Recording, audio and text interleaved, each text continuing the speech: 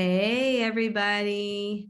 Happy Thursday. Tonight, we are talking about the law of process and the law of navigation. So I hope everybody read your chapters. And just as a reminder of how the format of this call, I'll be asking some questions, and I would love for the jewels to unmute themselves and engage with me on these questions. And then you guys, the rest of you, engage in the chat. That is how we have to do it, since there are so many of us this go round, which is a huge blessing. So let's just jump right in. Law of process. Last week we talked about what leadership is and why we should even care to learn it. And if you want to earn financial freedom in this business, if you want long-term sustainable and not just to supplement your income, then you must apply yourself to learning leadership. So this chapter is about how you need to learn something daily that is going to help you be a better leader for your team. So he says that becoming a leader is a lot like investing in the stock market. If your hope is to make a fortune in a day, you're not going to be successful. If you continually invest in your leadership development over time, consistently, letting your assets compound, then the inevitable result is growth over time. So, Jules, have you ever played a sport? You don't have to unmute yourself on this one. Really, this is a question for anybody. But have you ever played a sport? And if you have played a sport, how much time did you put into practicing so that you could learn or excel at the game? You don't have to answer that out loud, but you can type in the chat if you want. So comparatively, how much time do you invest into leadership, into learning leadership, into actually applying leadership and doing the leading things? The point is, it takes practice. Anything that you want to be better at, you're going to have to put time in to practice it. And not only to practice it, but to learn it, like to get good at it. So what matters most is what you do day by day over the long haul. And the secret of our success is found in our daily agenda. If you take a look at what a person is doing day after day, week after week, year after year, then you will know who that person is and what that person is becoming.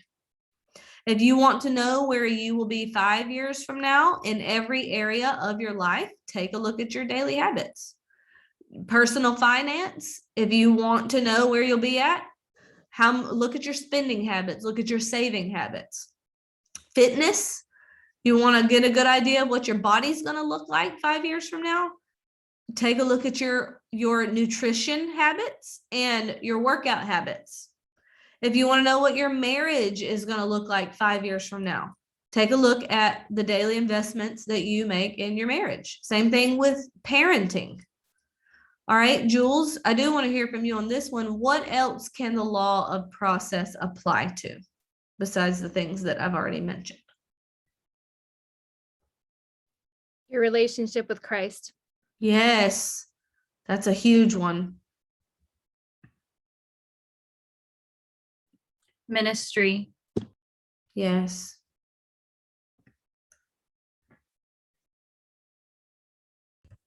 I mean, I feel like it's any area of life worth having, because there's no easy button. There's no quick fix it. I mean, there just isn't. I mean, if you want to become good at anything, I mean, cooking, or, how to discipline your children, parenting, or how to communicate with each one, it's because they're so different. It takes time. It takes process. Any career, like my husband didn't get his law degree overnight. I mean, it takes years of school and education. I mean, anything worth having takes time and investment, and you have to go through a process. The food we eat, there's a process. I mean, it has to be grown, and everything takes process. Yes. And unfortunately, in our culture, we're just instant everything, communication, knowledge, everything. And so we've our culture goes against that, but that's the way God designed it for Mhm. process. Yes. Love that, Michelle. So smart. And I'm glad you said that about instant gratification. I think a lot of people are tempted to come into this business and they think, well, I'm going to try this. And if I'll post, and if people don't just come to me beating down my door for what I'm putting out there, then maybe I'm just not very good at this. Maybe this just isn't for me. And they completely overlook or ignore the law of process. And the truth is that anything in this business requires you to learn a skill. Anything you want. I mean, if you have a child, I mean, learning to change a diaper. I mean, that's a skill that can be learned. You get a job as a cashier, you got to learn a cash register, whatever. So anything you do that's new, you're going to have to learn skills. And if you apply the skills long enough and learn from your mistakes, you're going to grow over time. You're going to get better at it. So the law of process applies to everything in this business, your IPA, your retention, your duplication, especially your leadership, right? So anything in this business can be learned and improved upon. So last week we talked about how anybody can become a leader, because the ability to lead is really just a collection of skills, nearly all of which can be learned and improved. So how do we learn these skills?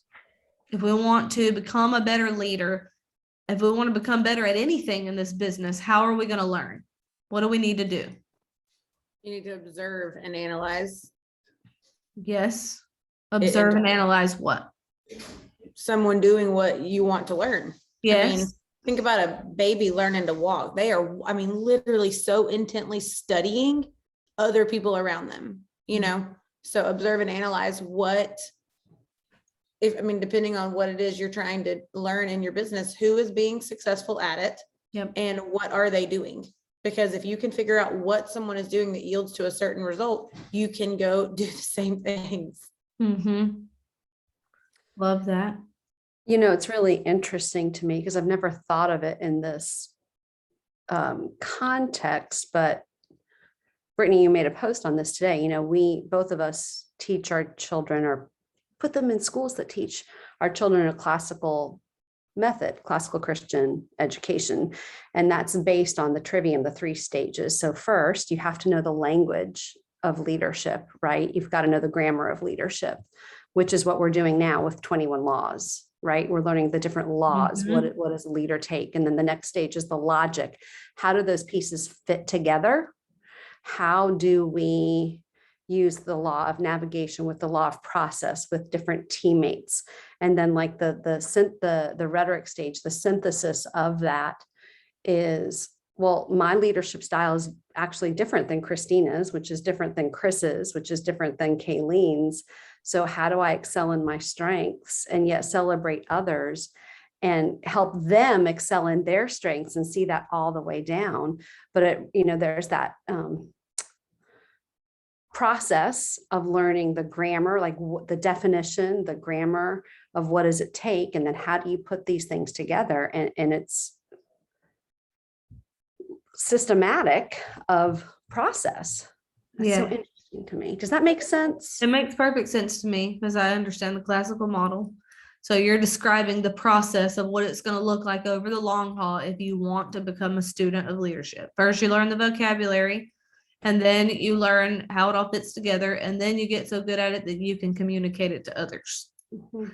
So those are basically the 3 stages of learning. So if I want to learn all these things, how do I go about doing that? Christina said, observe other people who are doing it, and that is one good way. What are some other ways? Put it into practice until you have it mastered. Okay, so trial and error. Mhm. Okay. It's another way. Well, and I think just what we're doing now, reading books about it Mm-hmm.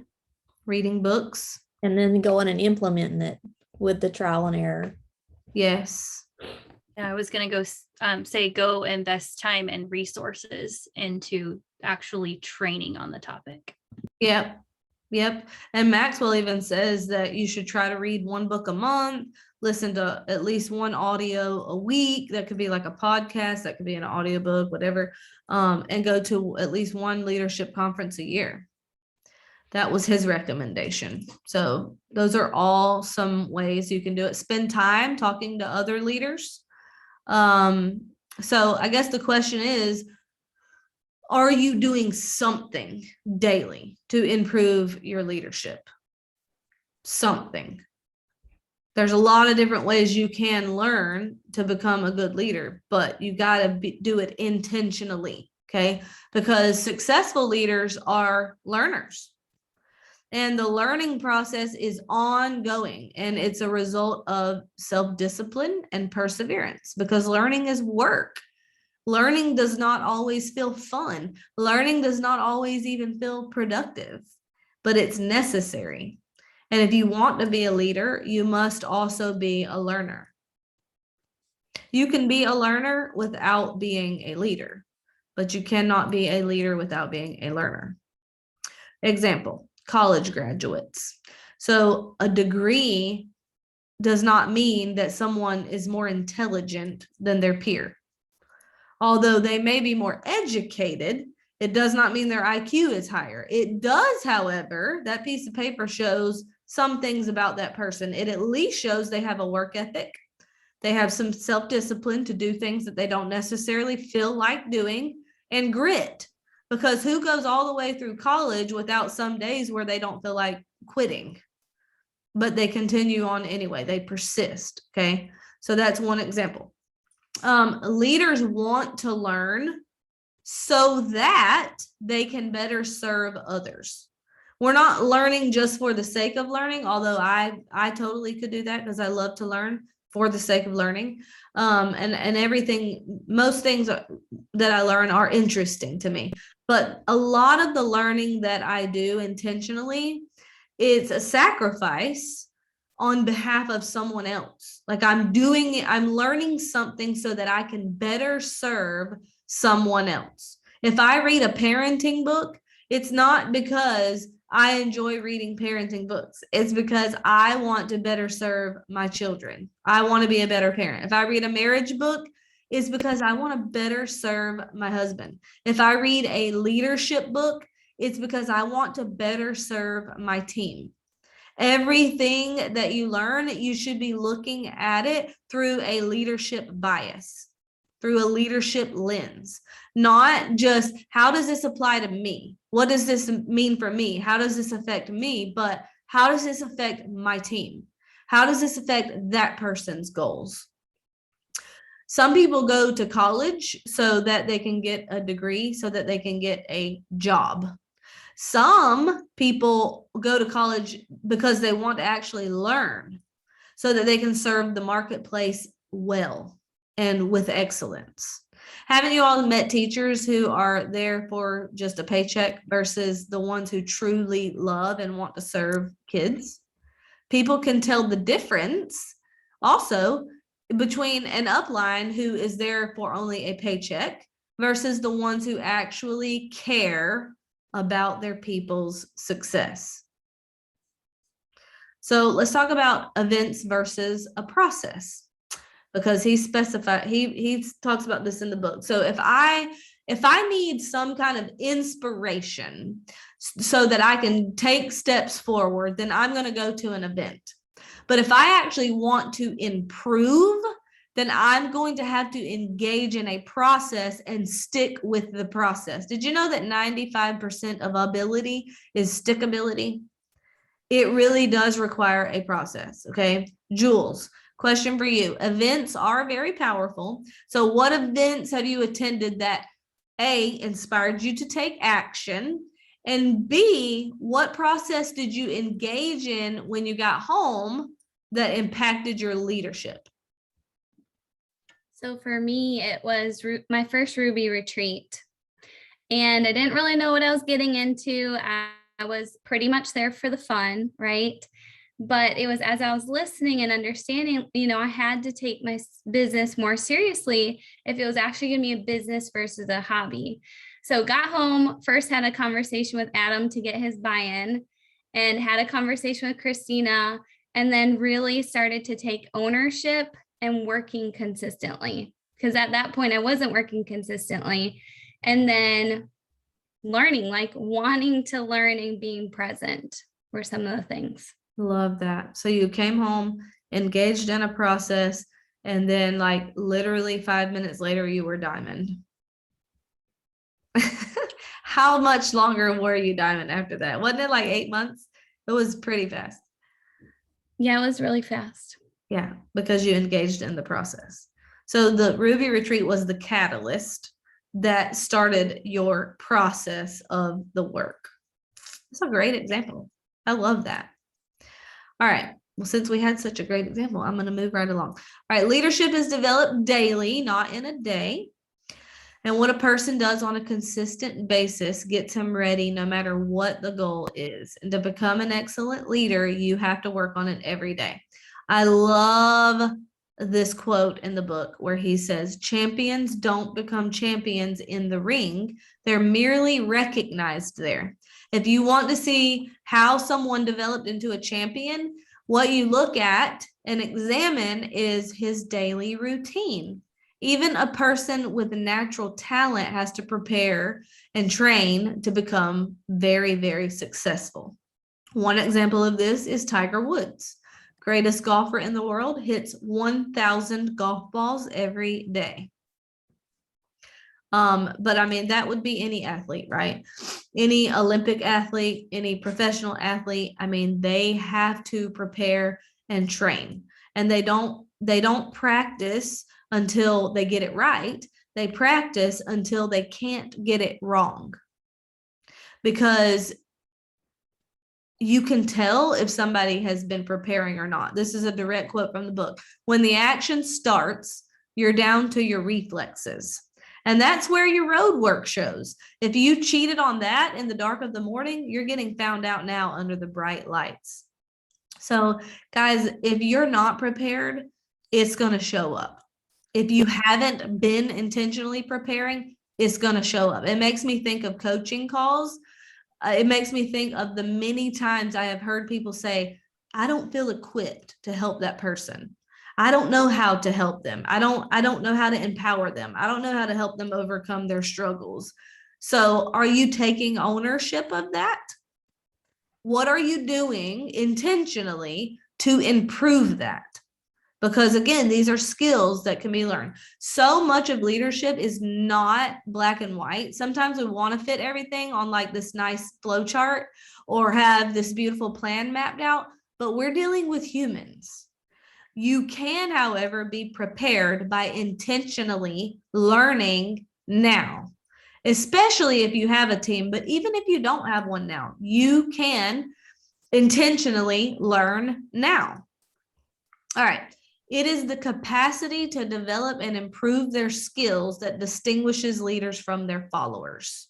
So again, leaders are learners, and they learn so that they can go teach and or serve other people. So he outlines a process of leadership growth in the chapter. The first phase is, I don't even know what I don't know. So no growth, basically. Most people do not even realize that intentional growing is actually necessary. When you're a child, you don't have to think about growing because it's automatic. When you're an adult, growing is something you have to do on purpose.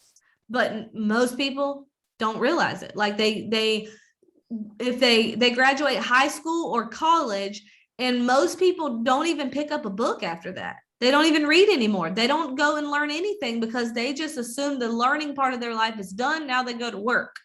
So most people, I would say, are in phase one. I don't even know what I don't know. One of the biggest mistakes that I see people make in this business is assuming that they're already good, that they don't need to improve. It's phase two. I know that I need to know. So this is when you first understand that learning leadership skills is going to pay off huge dividends for you in your life, not just your business, but also your life. And this is when the process can begin, when you realize that there's something missing here. There's something that I need to go and do. There's something I need to go and learn. If you're on this call, I hope that at a minimum, you are at least in phase 2. And I hope that at a minimum, this process is beginning for you. Some of you have been at this process for years. Some of you are just getting started. All right, phase 3, I know what I don't know. So this book will help you at a minimum get to a phase 3. You're going to become aware of areas where you need to grow. Phase 4 is I know and I grow, and then it starts to show. So this is where you actually start to see fruit from the effort that you have been putting in. And then phase 5 is I simply go because of what I know. So when you are, and that's like John Maxwell level, I feel like. Like you just do it intuitively. When you're in phase 4, you can be pretty effective as a leader. The part where it says I know and grow and it starts to show, I mean, you can be effective, but you have to think really hard about every move that you make. When you reach phase 5, your ability to lead becomes almost automatic. You develop great instincts, and that is when the payoff is incredible. But the only way to get there is to obey the law of process and pay the price. So in the workbook, it asks you which phase you would place yourself in. And so I just want to share with you guys that when I first filled out the workbook, I placed myself as a 2. I said I was in phase 2. I was just getting started, and I'm pretty sure it was in 2015. The second time I went through the workbook, I placed myself as a 4.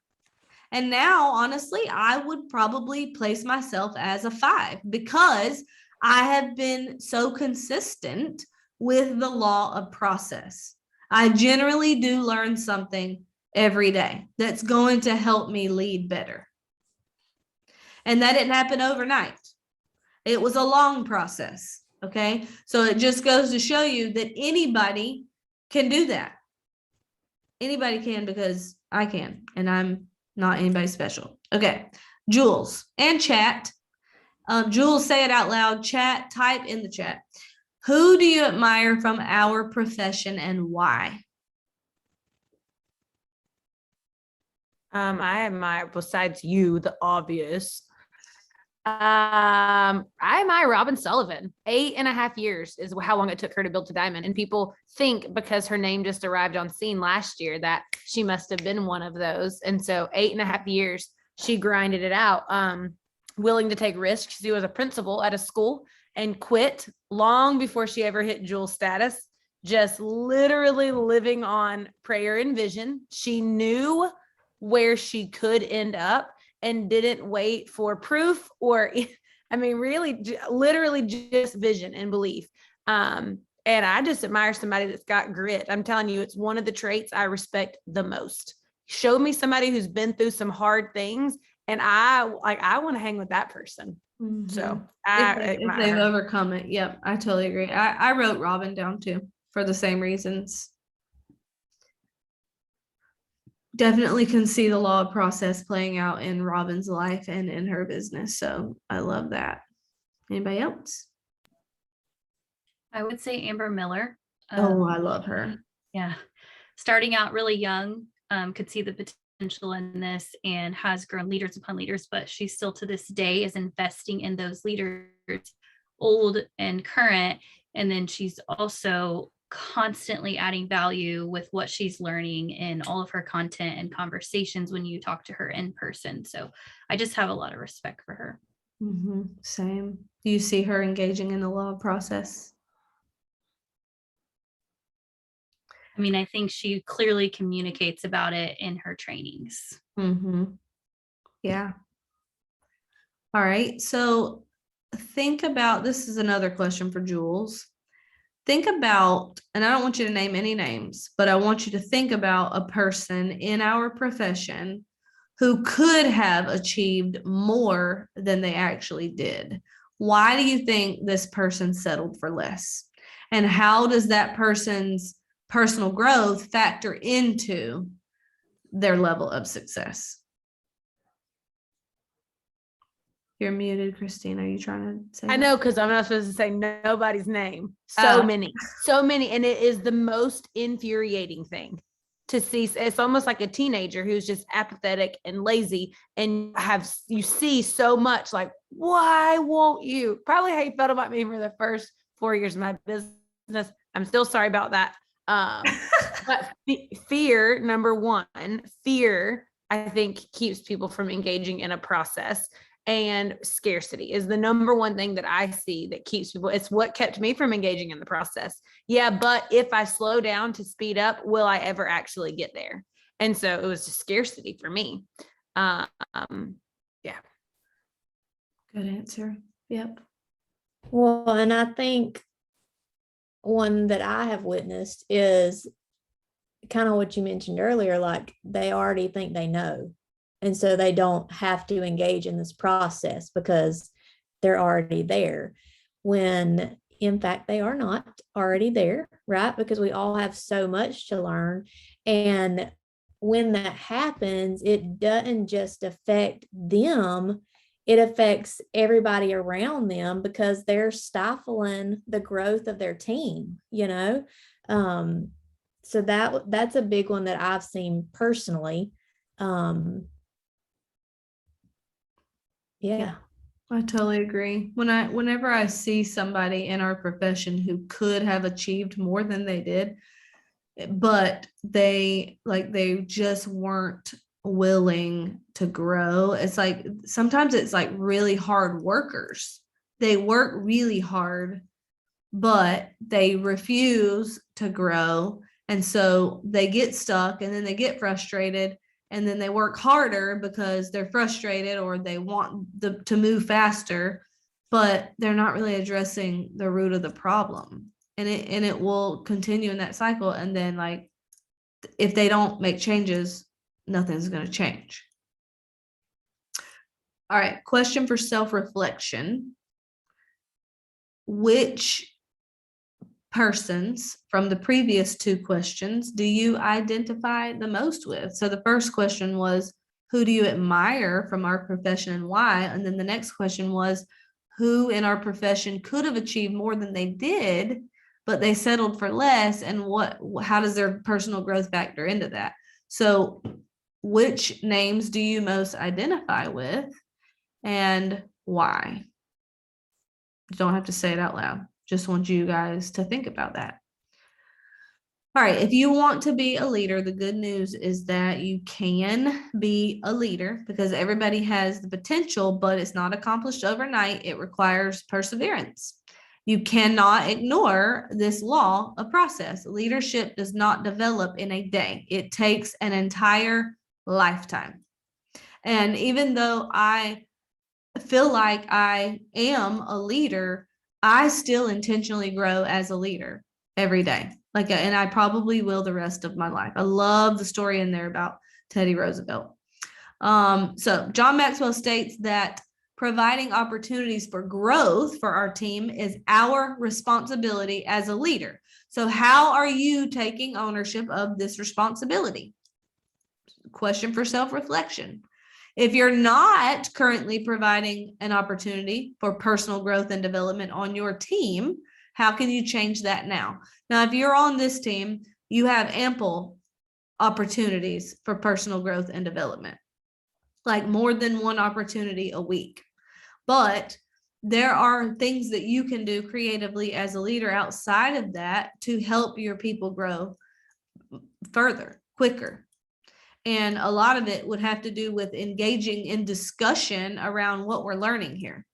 So hopefully if you are a leader, you have people on this call, then you are striking up a conversation and discussing what the top takeaways were, what were the light bulbs, what needs to change as a result of what you heard tonight, and asking those types of questions to get these conversations going. Okay. And hopefully you are promoting these calls to your team, because if you're not, then you should be. All right. How to attract high performers. Create a culture of growth. He says that in the book. When people in your sphere of influence know that personal growth and leadership development are valued and rewarded, People will start growing. I have seen this happen over and over again. That is very attractive to high performers and leaders. And we hear that from leaders on our team all the time. What attracted me to this team was the fact that you guys want to grow. For the first time in my life, I found a community that actually is intentional about growing. I've never had this before. I hear this over and over. Leaders on our team have been attracted to a growth culture. So what are you doing to cultivate that on your own team? Something you need to be very intentional about. Okay. So that was chapter 3, law of process. Let's jump into chapter 4, the law of navigation. Anybody can steer the ship, but it takes a leader to chart the course. So he says that leaders have to see the whole picture before setting out for it, whatever you're going after. When leaders have a vision, they have to understand what it's going to take to get there. They're going to need to know who they need on their team to be successful. And leaders recognize obstacles long before they ever even appear on the horizon. So, Jules, question for you. Can you see your journey to diamond? Or if you already are diamond, maybe can you see your journey to double diamond in your mind? And what is it going to take to get there? Who do you need on your team? And then what is it going to take for you to help them be successful so that you can be successful?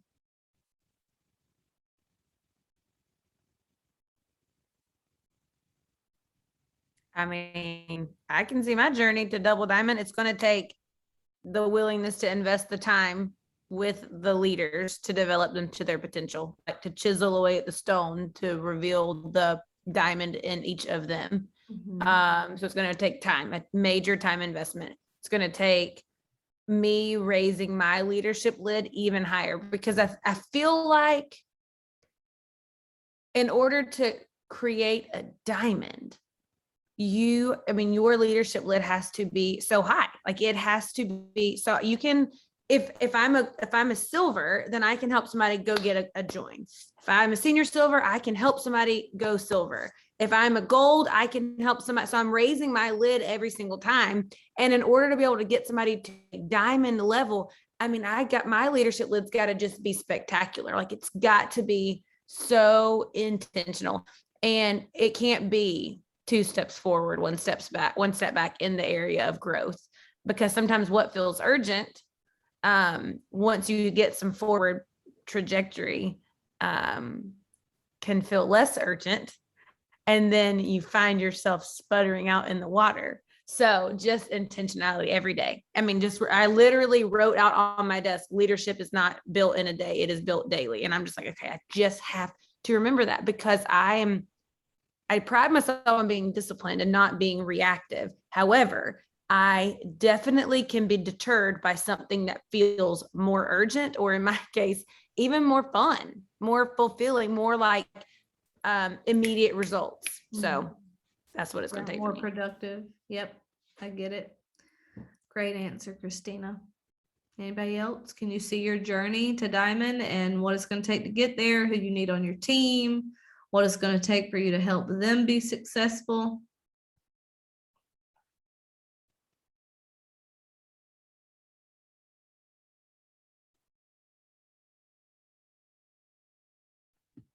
Well, I think it stems from your character. Are you here to serve them as a leader, or are you here to serve yourself? And so that's the first thought that came to mind when you asked that question. When you think about who you're going to need on your team, what comes to mind for that? Jules. I think people who are just really hungry for change, and not just like immediate change, but like wanting to, leave a legacy business and wanting to impact whole families, like what Genevieve was talking about at the Leadership Excellence. Like we're investing in whole families. And so just, people who want to grow, have that growth mindset, are consistent and disciplined.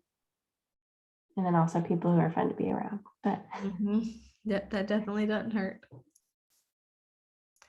All right, so next question, can you clearly see the path to success for someone else? I think most of you, Jules, can clearly see your path to your goal, but can you clearly see that path for somebody else? So followers need leaders to be able to effectively navigate for them. The truth is that nearly anybody can steer the ship, but it takes a leader to chart the course. And that is the law of navigation. So planning ahead makes the difference between a manager who is steering the ship and leading, which is charting the course. And leaders who navigate do even more than control the direction in which they and their people are traveling. They see the whole trip in their mind before they even leave the dock. They have the vision for getting to their destination. They understand exactly what it's going to take to get there. They know who they need on their team in order to be successful, and they're going to recognize obstacles before they pop up. So a leader is one who sees more than others see, who sees farther than others see, and who sees before others do.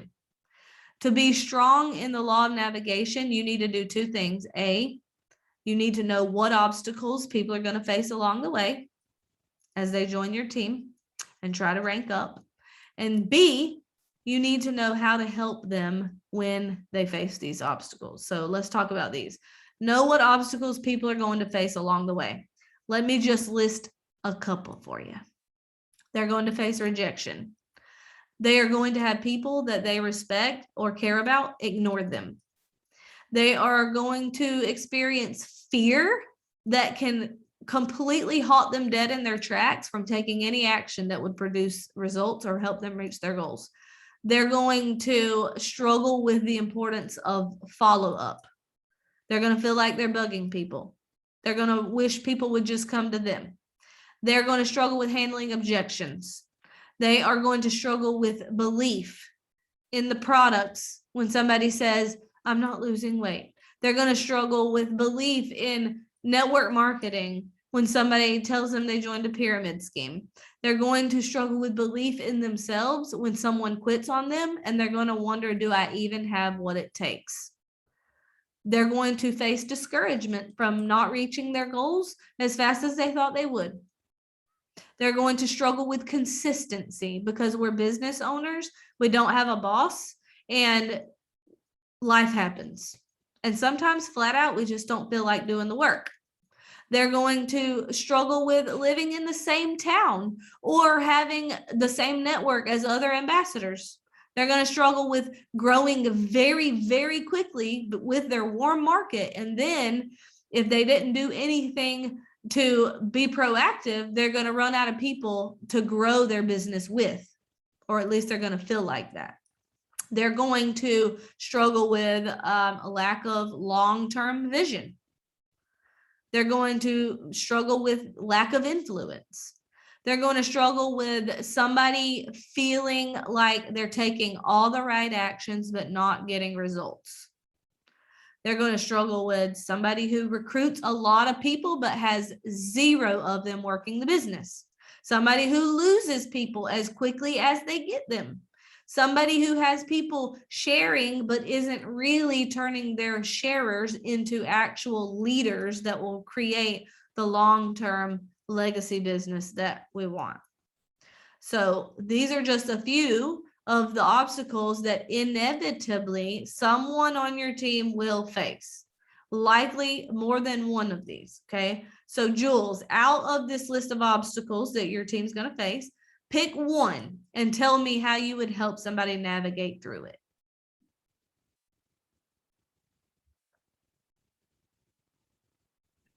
Okay, I'll go. Because what was my biggest thing was belief in network marketing. Okay. I mean, it took me years to be able to say, I'm a proud network marketing professional. And I'm very strong in this now. I know about building belief in our industry and what a great, amazing industry it is by I mean, I've got analogies, I've got word pictures, I like to the core of my being because I built my belief in the industry. And so I can show them because I feel it to the core of my being. I have resources, and I can very easily navigate this because my belief is so high, but it did take the time investment. And that's exactly what they're going to need to do. Take the time investment with tools to learn about this industry and why it is one of the best on the entire planet. I love that. That's a really good one, Michelle. Thank you for sharing that. You're welcome. I think if somebody was struggling with worrying about rejection, I mean, I would just go the old faithful route of feel felt found. Like, go ahead and let them know, like, you probably will face some rejection, and that's okay. Like, here's some situations where I've faced rejection and overcome it, and it's come full circle with the people who were doing the rejecting are now doing the ones asking, and just offering that shared perspective and just reminding them that, you can be the juiciest, ripest peach in the bucket, but there's still going to be somebody somewhere who doesn't love peaches. The problem's not the peach. And just kind of helping them see, usually when you help somebody think through that, and it's like, at the end of the day, are you going to let fear of man really control what you're willing to chase after for your life? They actually can kind of overcome it themselves, like with connection. Like, usually it's obviously always on the phone. But what I like about letting them come to their own conclusion is it's like, see, like, you are so much more capable than you thought. Like, you didn't even need me right there. Like, these are the things. And so then they have ownership in that solution. I can relate to every single thing. I wrote them all down because I'm preparing for a training, but I was like, oh, yep. I struggle with that. Or I was like, oh, so-and-so struggling with that right now. So-and-so struggling with that right now. So it's just a matter of kind of normalizing the suck. Like, we get so afraid that if someone hits the suck in their business that, oh my gosh, maybe they're going to leave, or, oh my gosh, maybe this, like, we could just normalize the suck. Like, yeah, this is going to be tough. You know what else is tough? Like doing lunges. If you want Carrie Underwood legs, like, if you know what's coming, then it will be worth it. So just normalizing the suck and being okay with, John Maxwell said in a podcast today, when you're casting vision for people, less hype, more reality. Like, don't be afraid of letting someone know the reality. Like, you probably will face rejection. You probably will suck at your first three-way call. Like, you'll probably not be the best you'll ever be ever when you start. That's okay. The good news is you got to start somewhere. So I thought that was genius. Like, less hype, more reality. Let people know what to actually expect, because then it doesn't hit them like a 2x4 in the face. It's like, I was talking to a girl today, like childbirth. If you didn't know what to expect when Molly was about to come out, it would have you probably would have had a heart attack and died, like, for real. But just normalizing the suck. Here's all the sucky things that will probably take place. And here's some strategy. Here's some women who have been there. Like, here's why you can overcome, show what it will look like at the end. And then people are willing to embrace the suck with you. And then stay in the suck. Be okay with staying in it with your people. Yeah. So make it normal. Use third-party validation. And then give them hope that the results they want are on the other side of that. That's pretty good summing up of law of navigation. I love that. We have time for one more. If one of you, Jules, wants to shout out one of these obstacles and how you would help somebody navigate it. Well, the one I was thinking is just simple, where you're all in a small town, and you have the same network, because I've been there. I have girls there now. But just preparing them that they are going to all encounter the same people. That's just part of what's going to happen. So go ahead and be showing them how to expand their network, like from the beginning. So when they run out of people, they feel like, or everybody in their town has already been talked to, whatever, they have a whole other set of people there ready and waiting to reach out to. So we're building the network, we're adding friends, we're going ahead and building rapport with those people so that we don't hit that brick wall and be stuck. we can just move from one group seamlessly to the other. That's been hugely helpful, and just showing people how to navigate that they don't feel like, oh my God, every person in the world is taken, because they're really not. There Right. are lots of people left. So that's one thing that I've seen play out that has really been helpful for people. Yeah, that's a good one. And I would try to encourage them. Well, you said you normalized it, like this is part of the process. And then the third party validation would be, using examples like Celeste. I know in her kids' school, there are 9 of the moms are diamonds, or like Sonia Dudley, she lives in very small town. And when I first started, I think it's on record as the most poverty stricken county in the US, or one of them. And 13 jewels were there when I started. There's probably way more than that now. So, using that third party validation, and then also, like you said, offering the solutions, being proactive, letting them know that this is what's going to come up, but there is a solution. And social media has changed everything. Like you're no longer limited geographically by your your network's not limited geographically. Social media has allowed you to now be global if you want to be. Okay. So anyways, those are some great examples. All right. So normalizing them, helping people navigate through them. Just know that that list is not exhaustive, but it is something that everybody faces. But the good news is we have solutions for every single one of them. And so it's not like somebody hits one of these obstacles and there's no answer, so therefore they can't move forward. If you want to, as a leader, you want to be navigating these obstacles with your people. Okay. Okay. So I said earlier that to be strong in navigation, you need to know what obstacles people are going to face along the way, and then know how to help them when they face them. So that means being able to spot a problem before people even come to them, or see a potential issue before it happens, just like Emily just said. She's proactive about that one. It also means being a good listener before coming to conclusions, and not making assumptions or projecting your own thoughts and feelings onto your people. Like if you have a certain fear, does not mean everybody else shares that same fear. It also means knowing how to ask good questions to dig deep and figure out what the root of the problem is. And that goes back to not making assumptions. Okay. First-rate navigators always have in mind that other people are depending on them and their ability to chart a good course. So Jules, if you kept in mind that other people were dependent on you as a leader, how could that increase your ability to better chart the course?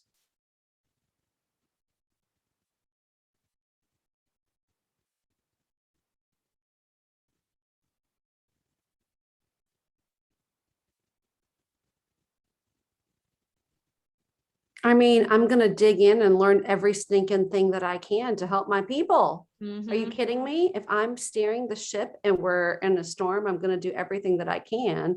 When you phrase it like that, like I'm going to watch how to get people to silver, how to get people to gold, how to overcome obstacles. I'm going to do everything I can. Yeah, bar none. Absolutely. It creates some pressure, right? Yeah. I was about to say the pressure that it creates is the same pressure that it creates knowing that your kids are depending on you. I ain't never had anybody say, I'm sorry, I couldn't show up to parent my kids because it was a rough night's sleep, like had some things going on. And so I just decided wasn't really fooling with them today. And so, I treat my team the same way. Like I'm going to show up. They are waiting for me. I'm going to show up and be the best that I can all the time in the same way that I would no matter which ship I'm sailing. So it eliminates excuses. It eliminates the inside desire that we have to cut ourselves some slack or to take an easy road. Like if you know somebody else's future is depending on you, then you're not going to go through some sketch neighborhood. Like if your kids are in the car, you ain't going in a sketch neighborhood. You're going to interstate. Right. And so you got folks' kids in your car. Yeah. And yes, that pressure is going to drive you to make it's successful no matter what it is. Like if it's an event you're leading, especially if you got other folks' prospects on there, don't you feel some pressure to make sure it's excellent? If you're leading a book study, if you're going in that book study knowing, oh my gosh, people are depending on me to make this good, I mean, that pressure drives you to make it excellent. Monday night calls, coaching calls. I mean, in general, if you know that people are depending on you as a leader, then you're going to have a drive to be great, whatever you do. All right, navigators draw on past experience. Successes teach you what you're capable of doing and they give you confidence. However, your failures often teach the greatest lessons. They reveal wrong assumptions, character flaws, errors in judgment, things you're doing that just flat out didn't work. And ironically, people hate their failures so much that instead of taking the time to analyze them and learn from them, they just like want to cover them up or like move right along, not take the time to reflect. Like, why did that work? Why not? What went wrong? What can I do differently in the future? If you fail to learn from your mistakes, you're going to fail again and again and again. So, question for self-reflection, are you spending time analyzing what works and what doesn't? This is so important as a leader, guys. There are times where you should be busting it and hustling, working on it. I mean, in your business, doing your IPA, doing your coaching calls, your three-way calls, writing your content on social media, providing customer care to your product users and so on and so on. But then there's times as a leader, it's so important for you to be working on your business. Are you spending time analyzing what works and what doesn't? And I don't just mean for yourself. Are you thinking about your people? What's working for them and what's not? And figuring out why. Why didn't something work? For example, knowing what normal growth looks like for consistent IPA. You got somebody in the IPA chat and they're on your team and you see the numbers they're calling out, but they have 0 joins. Are you analyzing that? Or like, is that a red flag? Like, what's going on? They're saying they're being consistent in their IPA. They should at least have X amount of joins. I don't see any joins. What's going on? Are you taking the time to analyze that and navigate that for your people? Maybe why an event wasn't successful. Maybe you showed up to an empty room. Did you take some time to analyze why? Maybe take some time to analyze why you have less than a 10% silver development rate. Maybe take some time to analyze why you have a silver development rate that's more than 10%, but your team doesn't. As a leader, this is important too. It's really, really important to allow other people to learn from their mistakes. So how can you create an environment where mistakes are acceptable as long as they are learned from? Jules, that's for you. I think you be willing to be vulnerable and share your own mistakes after you've overcome them. Yeah, be vulnerable. Show your own. Yep. That definitely gives people hope that when they fail, it's not defeat. It's not the end. Not an indicator of their long-term success. How else can we create an environment where mistakes are acceptable as long as they're learned from? Stay unemotionally attached to our leaders as we're coaching them through it. Are you looking at my notes? Nope. That is literally on here. Yes, you hit the nail on the head. Don't be emotionally attached because people sense it. And if you are their leader, they don't want to disappoint you. And here's another thing. Don't be dependent on someone else's success for your own success. If you have ever said these words, I need this member of my team to blank because I've got to blank, that's not taking ownership of your business. That's you being attached or putting your success as a responsibility for somebody else. And people are not going to feel like they can fail or make mistakes if you are relying on them for your success. Your success is up to you, not up to your team. Can you be successful without a team? No. But you as a leader, it's up to you to make yourself successful. It's not your team's responsibility to make you successful. Anything else?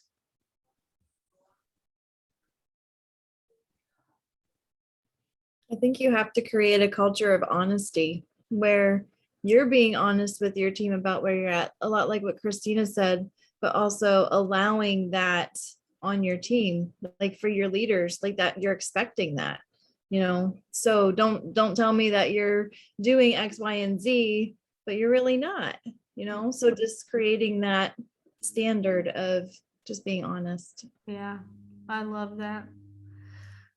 I think another thing we can do is understand that failure is the best teacher. Like, just because somebody fails, they don't reach a goal, or they send a message that ticks somebody off, or like whatever, just because somebody fails, failure is actually the best teacher. Think about it. You don't ever forget the answer you got wrong on the test. So it's okay for somebody to fail forward. And there is no such thing as success without failure in there.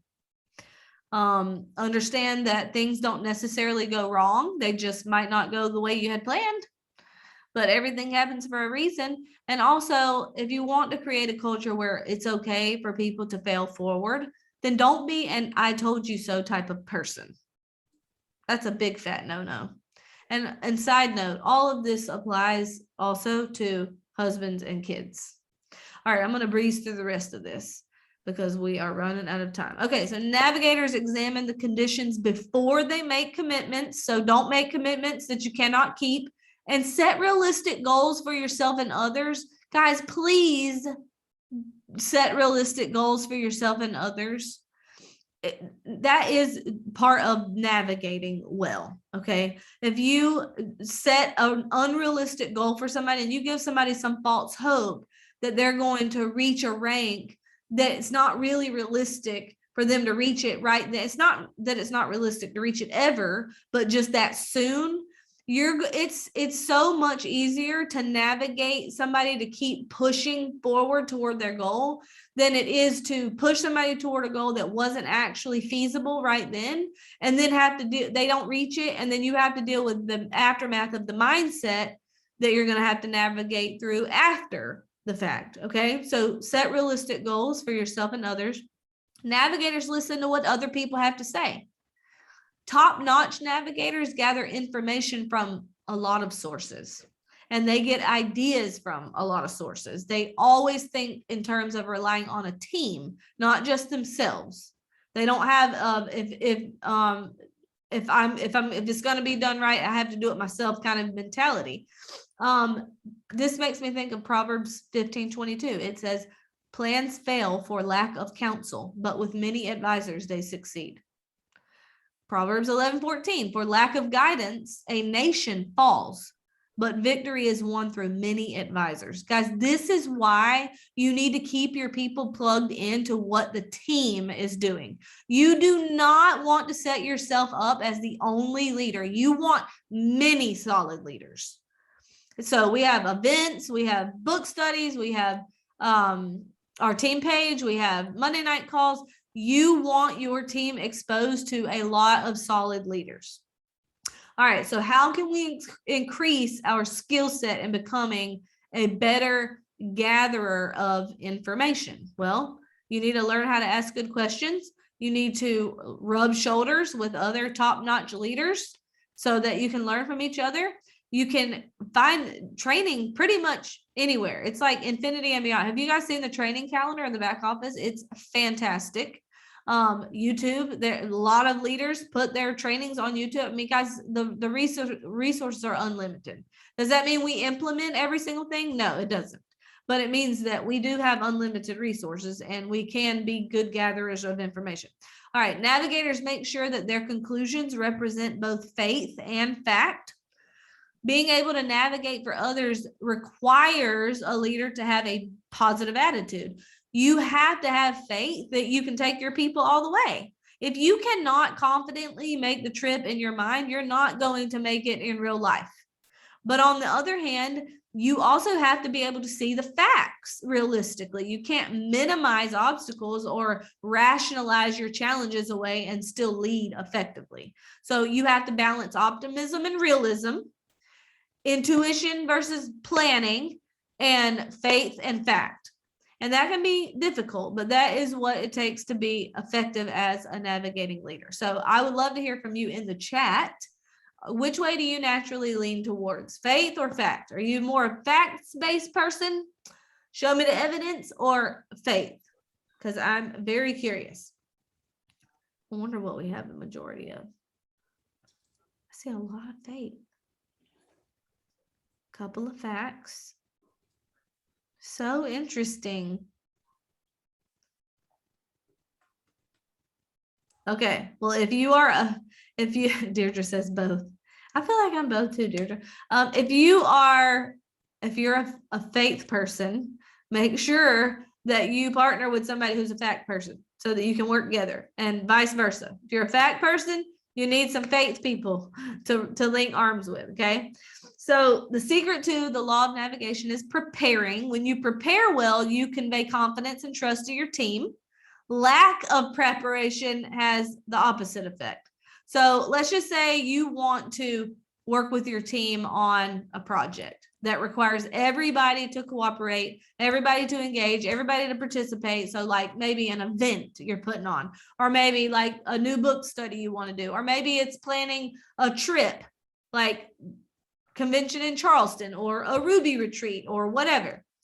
In the end, it doesn't matter what the project is. It's not the size, how big the project is, that determines whether it's going to be accepted or supported or even successful. It's the size of the leader. Leaders who are good navigators can pretty much take their team just about anywhere. All right. That's it. I'm going to omit that question because I'm over time.